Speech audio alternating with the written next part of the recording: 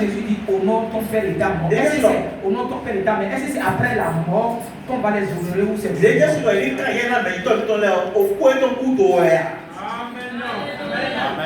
Amen.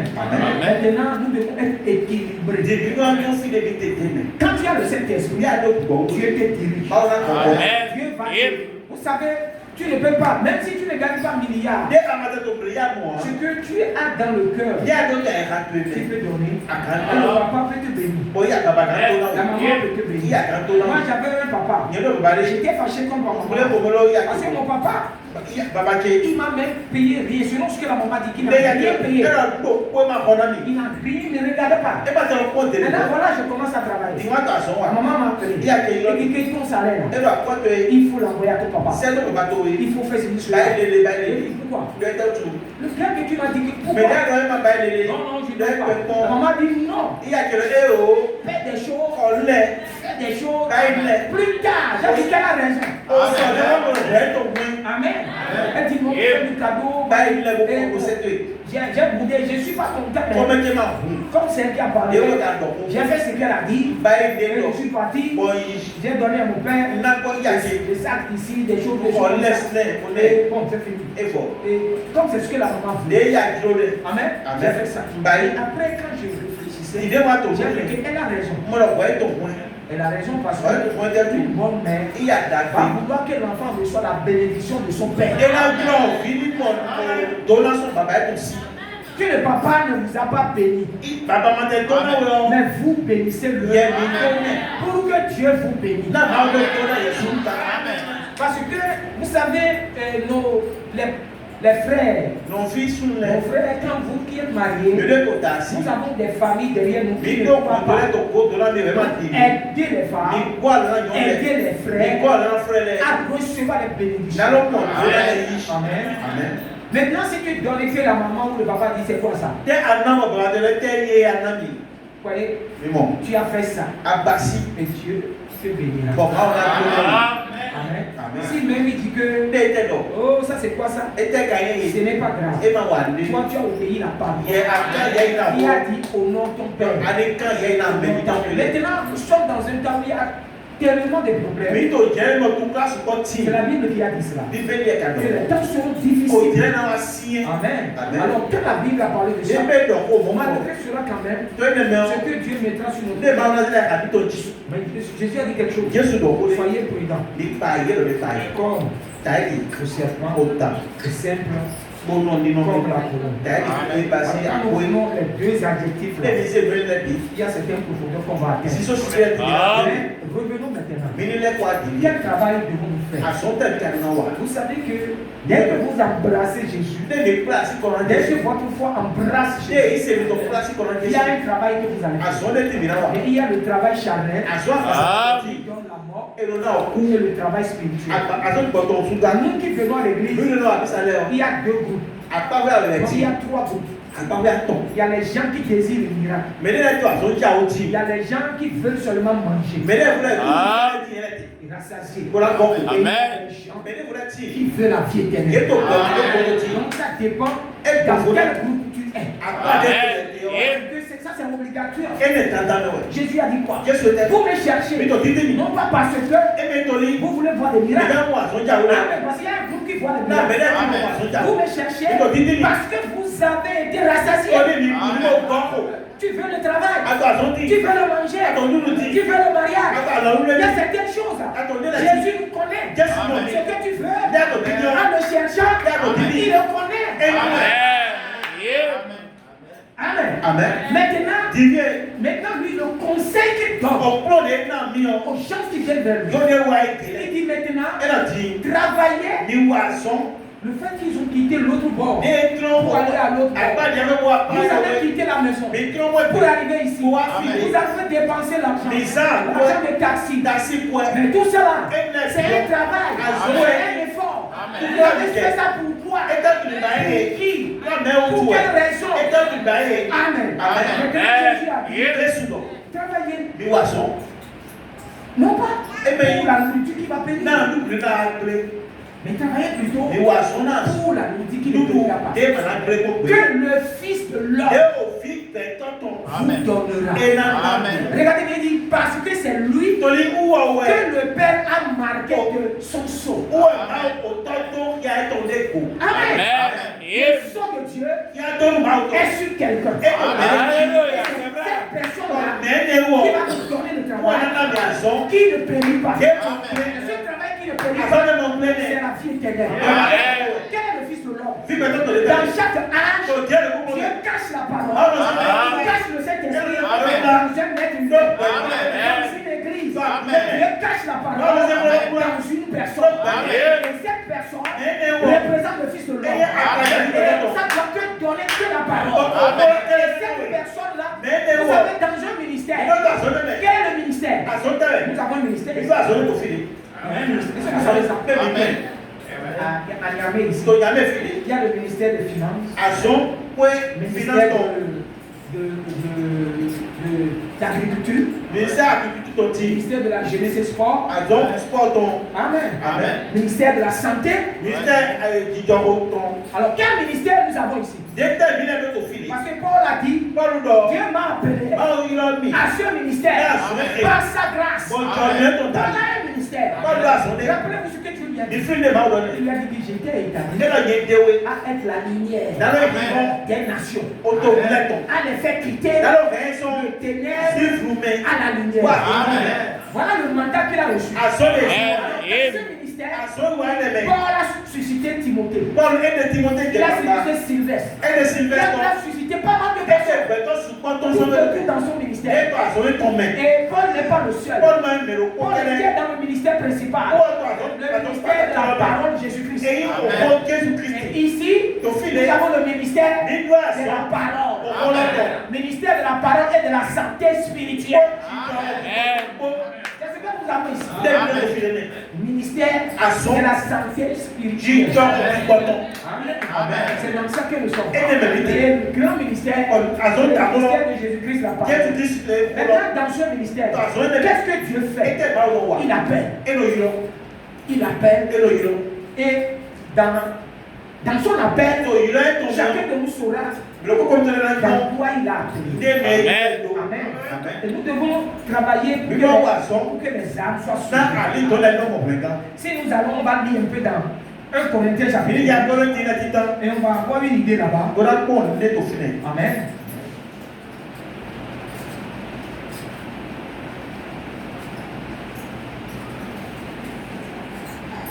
Après que tu es né, que Dieu t'a appelé,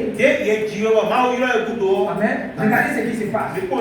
Maintenant, il est dit quelque part. Or, à chacun, dans le verset 7 du chapitre 12, 1 Corinthiens, il dit, or à chacun, la manifestation de l'esprit est donnée pour l'utilité commune. Amen.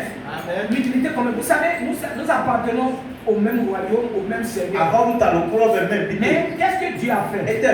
Après que nous sommes sauvés, et que nous sommes nés de nouveau, et que nous avons reçu le Seigneur, et que nous voulons le servir, Dieu va te mettre dans un métier, dans un endroit où tu vas travailler pour lui parce que tu as déjà la vie éternelle. Amen. C'est là où il dit, oh, à chacun il donne la manifestation de l'esprit, non pour l'utilité commune. Quand Dieu t'appelle à ce ministère, c'est que pour que tout le monde puisse participer à ça. Amen. En effet, à l'un est donné l'esprit, pour montrer une parole de sagesse, mais plutôt je vais lire à partir de... Oui, bon, ça commençait par les dons, ici je vais dans l'Éphésiens. Amen, ok. Je vais dans l'Éphésiens. Ok, je vais lire ici, puis nous allons retourner dans l'Éphésiens. Alors, vous savez, quand vous recevez le Seigneur, le Seigneur peut vous confier une petite tâche. Quand tu es né de nouveau. Amen. Vous ne forcez pas ça. Mais c'est Dieu qui va vous donner ça. Parce que quand vous êtes né dans l'esprit, dans son royaume, lui, il a quelque chose qu'il désire que tu fasses. Quelquefois pour certains, ça se voit directement. Quelquefois pour certains, ça ne vient pas vite. Ici, il parlait des dons qu'il a mis à côté des ministères. Amen. Amen. Alors, nous parlons complément, il y a certains qui ont donné une parole de sagesse. Et c'est le plus grand de tous les dons. Quand un pasteur n'a pas la sagesse, il va détruire son assemblée. Celui qui prophétise s'il n'a pas la sagesse, il va ruiner son don. Celui qui a le don de guérir, s'il n'a pas la sagesse, les gens ne viendront pas vers lui. Donc il dit, à certains qui ont donné une parole de sagesse, à l'autre une parole de connaissance, selon le même esprit. À un autre la foi, pas un autre le don de guérison, pas le même esprit. À un autre le don d'opérer des miracles, à un autre la prophétie, à un autre le discernement des esprits, à un autre diversité des langues, à un autre l'interprétation. Et un seul et même esprit opère toutes ces choses en les distribuant à chacun en particulier comme il le veut. Amen. Comme il le veut. Amen. Très bien. Donc Dieu donne ce que je viens de citer, guérison, don de miracles, don de sagesse, don de prophétie, tout ça. C'est comme il le veut.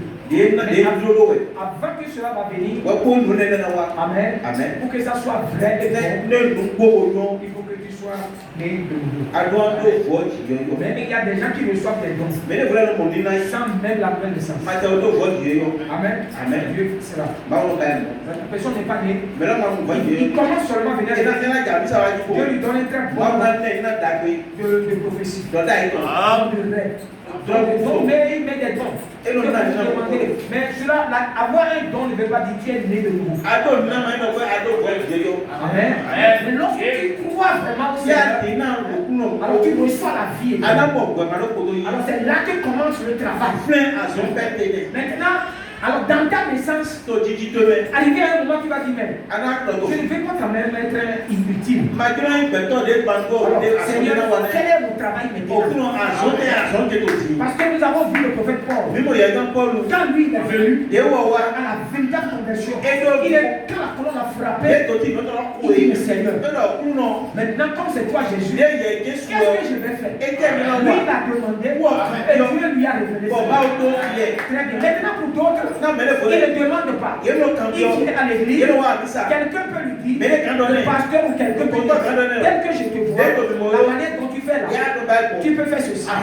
Parce que Dieu peut donner. Dieu peut permettre que vous discerner ces choses. Maintenant, si vous regardez, dans le ministère de la parole, nous avons 5 autres branches.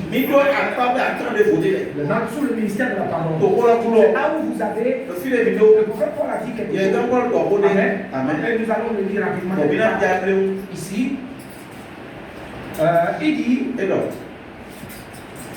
dans le verset 28, alors il dit, Dieu a établi dans l'église, premièrement, des apôtres, secondement, des prophètes, troisièmement, des docteurs en Dieu, ceux qui ont le don de miracles, le don de... Il a parlé de don de secours. Vous savez, dans les autres dons, ce sont les principaux que tu as cités. Ce que le Paul cite ici, vous n'allez pas le trouver là-bas. Il dit le don de secourir, le don de gouverner, et le don de parler diversement. Il y a deux choses que j'ai vues ici, don de secourir et don de gouverner. Vous n'allez pas le trouver dans les 9 dons. Mais il y a beaucoup de dons. Mais les 9 là ont été spécifiés. Vous savez, quelqu'un, quand vous voyez les gens ont les noms présidents, c'est un don que Dieu a donné. C'est parce que la Bible a dit qu'il n'y a aucune autorité qui vient sans que Dieu l'a pas ordonné. Amen. Vous savez, il y a des gens, dès qu'il y a quelque chose qui arrive à quelqu'un, si lui n'a l'entend, il faut aller là-bas. Et il va aller donner pour lui ses conseils. Soutenir le frère. Prier avec eux. Amen. Ce don-là, on ne le voit pas tellement. C'est un don quand même qui agit dans la vie. Parce que tu appelles des gens à des différentes choses qui peuvent édifier. N'oubliez pas que ce que Dieu donne, ça aide l'autre. Tu ne le gâtes pas. Ça ne te permet pas d'être orgueilleux. Le vrai don de Dieu, c'est pour édifier. Donc, il a parlé, premièrement, nous avons les apôtres. C'est des frères, des gens qui vont dans des pays, dans des villages, ils créent. Il crée des églises et il laisse quelqu'un qui a Dieu, ils ont cette capacité. D'autres, Dieu les a appelés toujours à la parole. Mais lui ne peut pas rester à l'église. Mais lui doit aller quelque part, prêcher la parole, l'évangélisme. Amen. Dieu peut l'utiliser aussi. Dieu peut mettre un don de guérison. C'est pour que l'évangélisation ait de poids. Vous savez, frère Branham, vous savez, Dieu l'a appelé. Le don que Dieu lui a donné, c'est l'évangélisation. Ce sont dons vraiment. Mais en lui, il y a beaucoup de ministères qui sont croisés là-bas. Ça veut dire que Jésus était l'évangéliste. C'est-à-dire le travail que lui a. Par exemple, quand vous êtes sur la terre maintenant, tous ceux qui sont ici là, il n'y a aucune personne ici qui n'a pas un travail. Il a un métier, soit il va à l'école, ou il va vouloir faire quelque chose. Parce que si tu ne fais pas quelque chose sur la terre, tu es inutile. Et Dieu ne veut pas qu'on soit inutile. Maintenant, la femme qui est au foyer, est-ce qu'elle travaille? Les individus ne travaillent pas, elle est seulement à la maison. Elle mange seulement. Mais puis elle grossit. Qu'est-ce que la femme qui est à la maison? Elle travaille. Maintenant, nous devons bien regarder.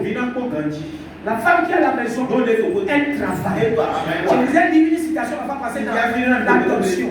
Où le prophète a dit, même vous allez être ménagère. Vous faites un enfant, que vous élevez. L'enfant n'a fait d'enfant, il élève bien l'enfant. À cause de l'éducation qu'on a donnée. Jusqu'à ce que un enfant sortira là-bas. Il sera un évangile qui va gagner des milliers de personnes. Qui a fait cela? C'est la femme qui était ménagère. Le fait que nous voyons que les femmes ne font rien, attention. Mais quand elle est à la maison, elle travaille. On doit payer la femme. Elle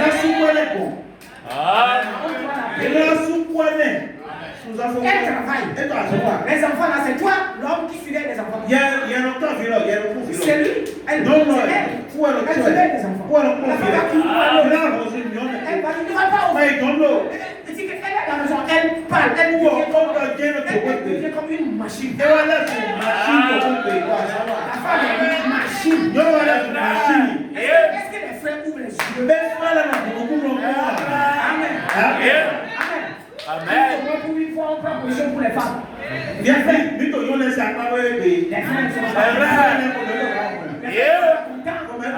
mais regardons un peu voir. Elle travaille. Elle va préparer pour l'homme. Elle va préparer pour l'enfant.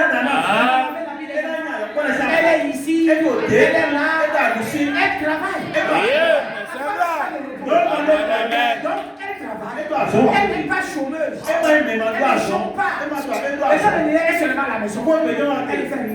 Les gens qui parlent comme ça, il faut qu'ils ouvrent grandement les yeux. C'est vrai. La femme n'est pas seulement dans les maison. Quand elle te fait l'enfant, Dieu vous donne l'enfant. Elle prend soin. Toi, tu vas aller au travail. En fait, la femme ne doit pas travailler. Elle doit être à la maison. Et on vient seulement, on le remet l'argent. L'argent pour les enfants. L'argent pour elle-même. L'argent pour faire tout ce qu'elle doit faire. Si elle veut payer les fleurs ici, si elle veut embellir la maison, on va enlever l'argent. Et quand elle se lève, c'est comme ça que Sarah a été traitée. Amen. Alors mon frère là, nos soeurs nous ont vraiment amorti beaucoup de choses.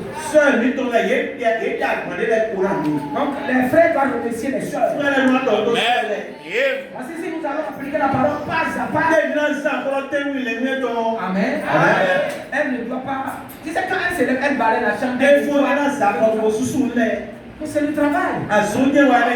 Plus les enfants, c'est le travail. Les habits qui sont sales, elle va laver, repasser, cirer les chaussures. Si elle ne sait pas faire ça, elle fera quoi au foyer? Beaucoup de vous savez, il y a des travaux que ce n'est pas le pasteur qui va faire ça. Il y a certaines réunions qu'on fait avec les femmes. Il y a beaucoup de filles qui ne savent pas repasser. Ça ne même pas cirer les chaussures de leur mari. Alors là, l'homme peut faire ça. L'homme peut faire ce tirage. Ça, je parle des chrétiens. Mais si vous allez au Sénégal, c'est différent. C'est la femme qui enlève la vie à l'homme. Elle enlève chaussures aux pieds. Elle fait tellement de choses. Dans certaines traditions, la manière dont les femmes traitent les hommes, c'est l'éducation. Ça, c'est aussi la région. Dans certains endroits, quand l'homme appelle la femme, il faut que la femme réponde 3 fois.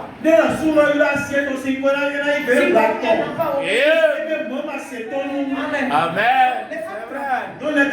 Maintenant, si tu es béni, frère, il faut aussi bénir la soeur. Les frères qui trouvent l'argent et qui cachent l'argent, qui ne donnent pas l'argent, si ce n'est pas biblique.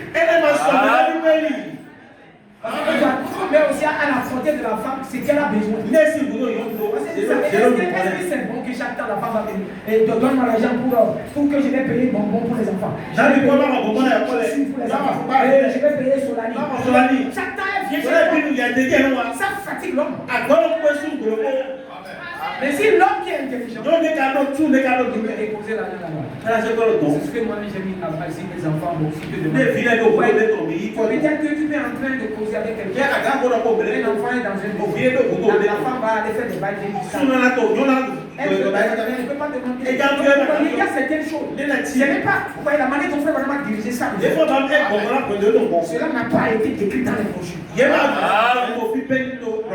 La manière de prière et les autres diriger leur maison. Ce n'est pas écrit dans la Bible. Mais ce sont des choses en esprit. Quand tu as le Saint-Esprit, tu sauras comment faire.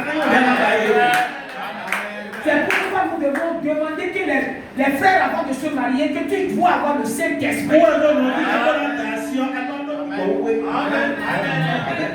Quand tu as le Saint-Esprit, quand la femme même ne croit pas, tu sais comment tu vas la gérer. Amen.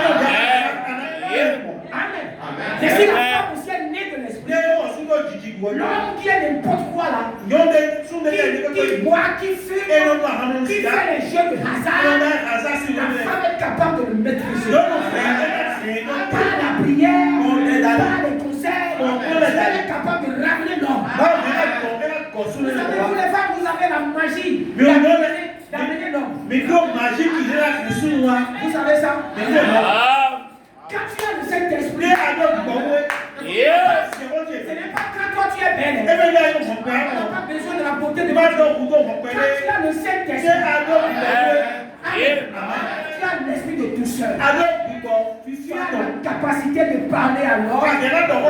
Que même s'il fait la tête, qu'il te quitte, il va réfléchir. Tu as la capacité. Vous savez, comment se fait que cette femme a pu tirer de Samson son secret? Amen. Marie à ton genou. Non, mets les genoux pour le cajoler. Pour le tapoter, ça va. Vous savez, vous ne pouvez pas tirer.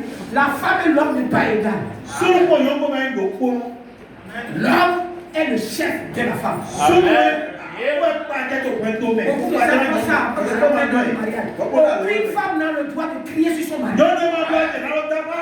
Aucune femme n'a le droit de tenir son mari. Son mari dit fais-moi ça, dit je ne le fais pas. Elle a honte pour la divorce. Il y a des femmes qui n'ont pas l'éducation avant de se marier. Ils ne savent pas les choses. Elle demande, je vais marier et puis je vais faire d'enfants. C'est pas ça. Quand tu as le Saint-Esprit, la femme a un travail. Quel travail que tu dois faire? Gérer le foyer, conduire l'enfant, et aider son mari. Ça, c'est ce que la Bible a dit. Et de l'autre côté, le mari aussi va aimer la femme, mais à sa disposition, pour ce qu'elle n'a plus besoin, pour faire fonctionner le foyer. Maintenant, il y a des femmes, il y a certains endroits, il y a certains pays, il y a certaines régions. Quand vous allez là-bas, vous voyez le comportement des femmes, elles ne sont pas chrétiennes. Même si elles ont reçu la parole, mais la parole ne les a pas changées. Amen. Frère Bala m'a dit quoi? Il dit la femme avant, quand l'homme reçoit quelqu'un, la femme ne doit jamais rester aux environs. La femme doit être dans la chambre. Fermer les temps à la cuisine là-bas. Elle ne doit pas montrer sa face à elle. Ça ne se faisait pas avant. Maintenant, les femmes, quand un ami vient chez elle, elle va vouloir savoir qu'est-ce que vous dites. C'est pas l'ordre. Qu'est-ce que vous avez? Ça, c'est la parole. C'est quand l'homme veut, il va te dire ce qu'il a. Il y a beaucoup de choses que les femmes ont besoin. Et quand nous regardons, en fait, c'est l'éducation de leur mère qui a fait cela. Mais quand la nouvelle naissance vient, la femme même doit faire pour plaire à son mari. C'est vrai, le mariage, c'est de se plaire à son mari. Et l'homme aussi va plaire à sa femme. Maintenant, il y a des droits pour la femme, il y a des droits pour l'homme. La femme est dans le foyer, elle est dans le travail. En recevant le Saint-Esprit, elle travaille pour le Seigneur, pour son mari, pour son foyer, pour son église. Elle est dans l'esprit de Dieu. C'est pourquoi il faut que ça soit, elle soit née de vous. Maintenant, il y a des choses que quand la femme n'est pas